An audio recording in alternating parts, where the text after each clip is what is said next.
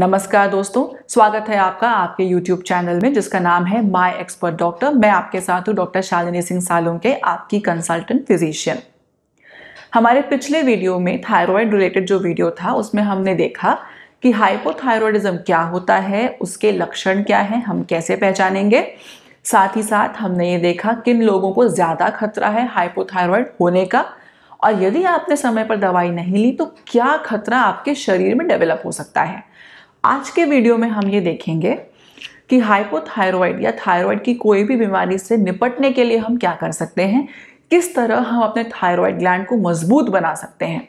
इसके लिए हमको क्या खाना चाहिए, क्या नहीं खाना चाहिए, क्या व्यायाम करना चाहिए। काफ़ी सारी ऐसी चीज़ें हैं जिनका हमको ध्यान रखना चाहिए। साथ ही साथ यदि हम थायराइड टैबलेट्स ले रहे हैं तो उसके रिगार्डिंग हमको क्या इम्पॉर्टेंट ध्यान रखनी चाहिए, क्या किन बातों का ध्यान रखना चाहिए।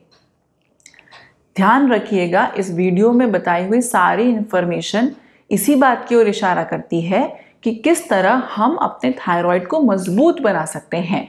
थायराइड की टैबलेट आपको तब भी लेनी पड़ेगी, बस इसकी डोज कम हो जाएगी, और डोज कम हो जाएगी तो साइड इफेक्ट कम हो जाएगा। इसीलिए इस वीडियो को अंत तक देखिए ताकि आपको कम से कम थायराइड की टैबलेट्स लेनी पड़े और आपका थायराइड मजबूत बना रहे। चलिए आज का वीडियो शुरू करते हैं।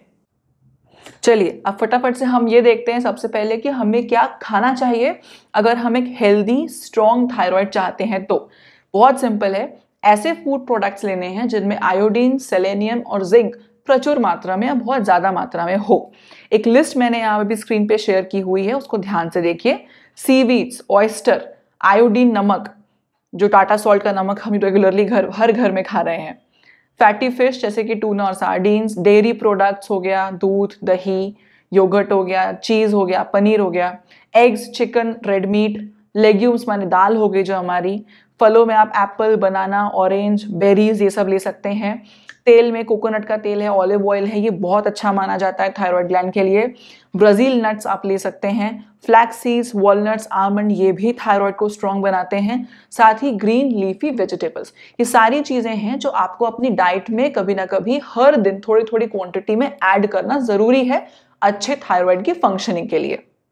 चलिए अब देखते हैं कौन से ऐसे खाने के प्रोडक्ट्स हैं जो हमें बिल्कुल नहीं खाने चाहिए या बहुत कम खाने चाहिए अगर थायराइड को स्ट्रॉन्ग रखना है। तो पहला, सोया प्रोडक्ट, सोयाबीन आप सब जानते ही होंगे, जैसे कि टोफू हो गया, सोयाबीन हो गया, सोया मिल्क हो गया, ये सब आपको अवॉइड करना है। दूसरा, वेजिटेबल्स लाइक कॉलीफ्लावर, आपकी बंद गोभी हो गई, फूल गोभी हो गई, ब्रोकली, ये सब नहीं खाना है या कम खाना है। स्टार्च, जिस ऐसे फूड जिसमें स्टार्च है जैसे कि स्वीट पोटैटो, शकरकंदी और कसावा, ये नहीं खाना है। मिलेट्स, पीनट्स यानी मूंगफली, पाइन नट्स, जो ऐसे खाने हैं जो बहुत प्रोसेस्ड फूड बनते हैं, जैसे कि फास्ट फूड हो गया आपका, पिज्ज़ा, बर्गर, बेकरी आइटम्स हो गए जैसे केक, ब्रेड, ये सब अवॉइड करना है। चाय कॉफ़ी आप मॉडरेट लिमिट में ले सकते हो, पूरे दिन नहीं पीना है। फलों में एप्रिकॉट्स, चेरीज, ये आपको अवॉइड करने हैं। ध्यान दीजिएगा, ये सारे प्रोडक्ट्स गोइट्रोजेनिक कहलाते हैं, मतलब ऐसे प्रोडक्ट्स जो गोइटर करवा सकते हैं या हाइपोथायरॉयडिज्म करवा सकते हैं। इन सब प्रोडक्ट्स में कुछ ऐसे सब्सटेंस होते हैं जो थायराइड के लिए अच्छे नहीं होते हैं, बट अगर इनको अच्छे से पकाया जाए और कम मात्रा में लिया जाए तो ये नुकसान नहीं पहुंचाएंगे। ऑब्वियसली अगर आप थायराइड मेडिसिन पे हो तो अगर आप थायराइड मेडिसिन ले रहे हो, इनको अच्छे से पका रहे हो, कम खा रहे हो तो चलेगा, आप खा सकते हो। अदरवाइज इन सबको अवॉइड कीजिए। अब ये तो हम सब जानते हैं कि एक्सरसाइज हमारे पूरे शरीर के लिए बहुत लाभदायक होती है, पर थायराइड के लिए स्पेसिफिकली बहुत इंपॉर्टेंट है क्योंकि ये थायराइड के फंक्शन को बूस्ट अप करती है, बढ़ाती है, साथ ही साथ शरीर में मेटाबॉलिज्म को भी बढ़ाती है। तो किस तरह के एक्सरसाइज कर सकते हैं हम वॉक कर सकते हैं, सिंपल है। एरोबिक एक्सरसाइज कर सकते हैं जैसे कि डांसिंग वगैरह हो गया, वेट ट्रेनिंग एक्सरसाइजेस, योगासन हो गए, ये सब हमें हेल्प करेंगे। कुछ स्पेसिफिक योगासन भी हैं जैसे कि टंक आसन हो गया, उज्जयी आसन हो गया, सिंहासन हो गया। हमने इसके काफ़ी सारे अच्छे इफेक्ट्स हमारे पेशेंट्स में देखे हैं। ये आसन यदि आपको योगा का बेसिक ज्ञान है तो आप यूट्यूब से भी देखकर कर सकते हो, नहीं तो जो बिगिनर्स हैं जिनको योगा का बिल्कुल आइडिया नहीं है वो एक गाइडेड तरीके से किसी योगा ट्रेनर से पहले सीखें, उसके बाद इन आसनों को घर में करें। तुरंत इसका बेनिफिट नहीं मिलेगा, but over a period of time आपको इसका बहुत बेनिफिट मिलेगा। सो प्लीज योगासन जो मैंने बताया वो ट्राई कीजिए। चलिए अब कुछ और ऐसे पॉइंट्स और स्टेप्स डिस्कस करते हैं जो थायराइड को मेंटेन करने में, हेल्दी बनाने में हमारी हेल्प करेंगे। डाइट देख लिया हमने, एक्सरसाइज देख ली, अब ये अदर इंपॉर्टेंट पॉइंट्स हैं। पहला, आपको अपना वेट मैनेज करना पड़ेगा। हमने ये देखा है कि जिनको थायराइड की प्रॉब्लम होती है उनका वेट बढ़ने लगता है, और जैसे जैसे उनका वेट बढ़ता है उनका थायराइड वीक होने लगता है। तो आपको अपना वेट मैनेज करना पड़ेगा। इसके लिए आप जिम में हेल्प ले सकते हैं, डाइटिशियन से हेल्प ले सकते हैं, डॉक्टर से हेल्प ले सकते हैं। नेक्स्ट, अपने डॉक्टर्स को टाइम टू टाइम कंसल्ट करते रहिए, उनके एडवाइस लेते रहिए, जैसा वो बोले वैसा टेस्ट करते रहिए, दवाई चेंज करते रहिए या दवाई की डोज चेंज करते रहिए। इसके साथ साथ आप योगा पर ध्यान दीजिए, मेडिटेशन कीजिए, ऐसी एक्टिविटीज कीजिए जिनसे आपको खुशी मिलती है, बिकॉज आपका स्ट्रेस कम करना बहुत जरूरी है। स्ट्रेस थायराइड के लिए बिल्कुल अच्छा नहीं है, इससे स्ट्रेस रिलीविंग टेक्निक्स पर ध्यान दीजिए। नेक्स्ट, अच्छी नींद बहुत जरूरी है, लगभग 7 से 8 घंटे की। इस पे मैंने ऑलरेडी एक वीडियो बनाया है जिसमें मैंने 20 टिप्स दिए हैं कि आप किस तरह अच्छी नींद ले सकते हैं। अगर ये वो वीडियो आपने नहीं देखा है तो आपको लिंक डिस्क्रिप्शन पे मिल जाएगा, वो जरूर देखिए, आपको हेल्प मिलेगी, क्योंकि अच्छी नींद थायराइड के लिए बहुत जरूरी है। इसके साथ साथ आप एक हेल्दी प्लेट मेथड को ट्राई कीजिए। इसमें आपको आपकी प्लेट का 50% जो है वो फाइबर लेना है, 25% प्रोटीन लेना है, 25% कार्बोहाइड्रेट लेना है। इसी तरह अपने थाली में रोज खाना खाइए। इसके साथ साथ अपना खाना खाना और बनाना, ये दोनों चीजें प्लास्टिक के कंटेनर में या एल्यूमिनियम के कुकवेयर में, आपका जो नॉन स्टिक कुकवेयर होता है इसमें मत कीजिए। इन सबको अवॉइड कीजिए। जितना हो सके स्टोरेज के लिए, कुकिंग के लिए मेटल के बर्तन या ग्लास कंटेनर्स का ही यूज कीजिए। अगर आपको हमारे द्वारा दी गई जानकारियां अच्छी लग रही हैं तो लाइक बटन दबाकर हमें प्रोत्साहित कीजिए। ज्यादा से ज्यादा लोगों के साथ शेयर कीजिए ताकि इससे उनका भी फायदा हो पाए। अगर आपको आपके स्वास्थ्य से रिलेटेड कोई भी क्वेश्चन है तो कमेंट बॉक्स पे डालिए, हम इसका आंसर जल्द से जल्द देने की कोशिश करेंगे। साथ ही साथ हमारे चैनल को सब्सक्राइब करना मत भूलिए और बेल आइकन दबाना मत भूलिए ताकि हमारे आने वाले वीडियोस के बारे में आपको नोटिफिकेशंस मिलते रहें। अब हमारे वो फ्रेंड्स जो हाइपोथायरॉइड के कारण मेडिसिन ले रहे हैं, मैं जानती हूँ कि आप में से मैक्सिमम लोगों को पता होगा कि वो दवाइयाँ कैसे लेनी हैं, सुबह खाली पेट लेनी है, XYZ आपके डॉक्टर्स ने आपको बताया होगा। बट 80% और रादर मोर देन 80% लोगों को कुछ ऐसी बातें हैं जो बहुत इंपॉर्टेंट है और नहीं पता होंगी।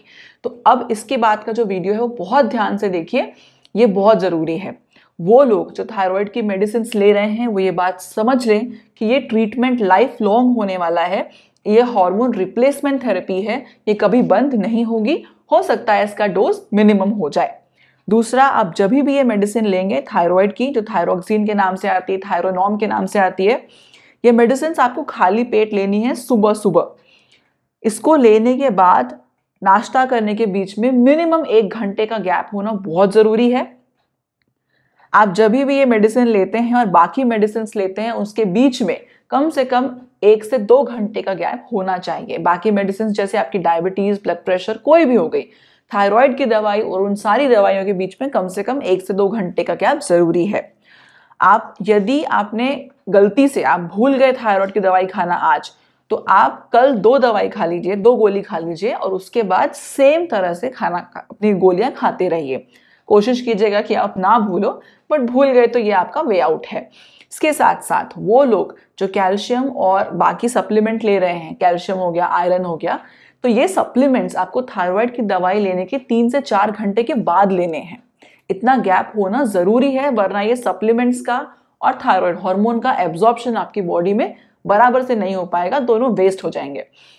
वो लोग जो एंटासिड्स ले रहे हैं, जैसे कि प्रोटॉन पंप इनहिबिटर ले रहे हैं या बाकी लिक्विड एंटासिड्स ले रहे हैं, वो लोग इस बात का ध्यान दें कि थायराइड की दवाई खाने के 2 घंटे के बाद ही आपको ये दवाई लेनी है, क्योंकि आपकी थायराइड के मेडिकेशन को एसिड मीडियम चाहिए। अगर आपने एंटासिड ले लिया तो आपके स्टमक का मीडियम एसिड नहीं रहेगा और थायराइड हार्मोन एब्जॉर्ब नहीं होगा आपके सिस्टम में। इसीलिए उस दवाई के बीच में और एंटासिड के बीच में आपको गैप रखना जरूरी है। इसके साथ साथ हर 3 महीने में अपने थायराइड की जांच करवाते रहिए। T3, T4, TSH करवाया जाता है, आप केवल TSH भी करवा सकते हैं, ये आप अपने डॉक्टर से पूछ के करवा लीजिए और मेडिसिन की डोज को उसके हिसाब से एडजस्ट करते रहिए। तो इस वीडियो में आपने समझ लिया कि थायराइड को स्ट्रॉन्ग बनाने के लिए हमें क्या क्या स्टेप्स फॉलो करने पड़ते हैं। मैं आपसे वादा करती हूँ कि अगर आप इन सारे स्टेप्स को प्रॉपरली फॉलो करोगे तो आपकी थायराइड अच्छी हो जाएगी, आपको कम से कम दवाइयाँ लेनी पड़ेंगी। अब अगले एपिसोड में या अगले वीडियो में हम इसी तरह की कुछ इंपॉर्टेंट इन्फॉर्मेशन हेल्थ रिलेटेड आपके साथ शेयर करेंगे। तब तक के लिए अपने अपने घरों में स्वस्थ रहिए, मस्त रहिए।